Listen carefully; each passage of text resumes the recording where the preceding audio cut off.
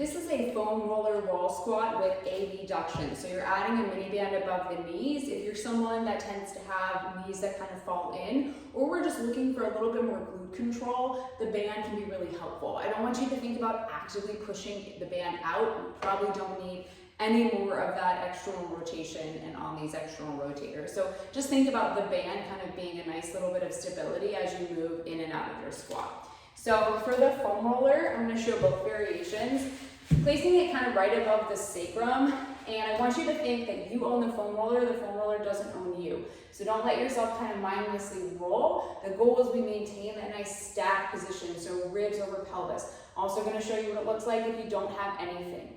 Stepping away from the wall with enough space for you to actually kind of go down. The most important thing is you're maintaining that stack. We don't necessarily need to go all the way down to the ground. In fact, most of the time, I'm going to cue you to kind of go to like that mid-range position. I'm going to reach my arms out, watching that I don't drop the chest and crunch down. It's really important that I maintain that up so that we can kind of think about breathing and getting those ribs in a good position. If we go like this, oftentimes we're crunching from the upper body and pushing pressure down. So thinking about that reach forward, this is just adding that reach to help thinking about if I move my arms forward, my rib cage is kind of moving back in space. It's like a counterweight. So as I go down, I'm thinking about inhale down to about halfway, exhale up. If the hand reach is too much, you can even place your hands on your rib cage or imagine holding a weight out in front. What I want you to do is come right down to that mid-range position. Watch the knees don't knock in, so keep them, add that resistance. Exhale up. A couple things that can happen in this setup is when we go down, we feel like we roll and kind of flare out. I'm exaggerating. And so we roll and we lose that stack. So what I want you to think about is exhaling as you come up, but controlling that rib cage position. It can be helpful if you feel like it to just maintain that hands and the, right at the rib cage and the pelvis. So you can think about everything coming down as one unit. Exhale up.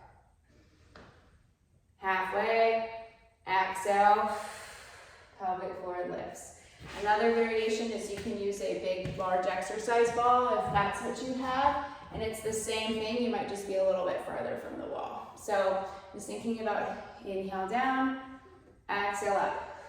We need the booty on the back side to be able to lengthen so we can sit into this movement. If we're tight and gripped on the back side, we're gonna go down and we're gonna round because it's gonna come from our low back. So allow the booty to open, inhale down, exhale as you come up. And if you don't have any equipment or you're traveling, you can actually just do that against the wall in general and just slide.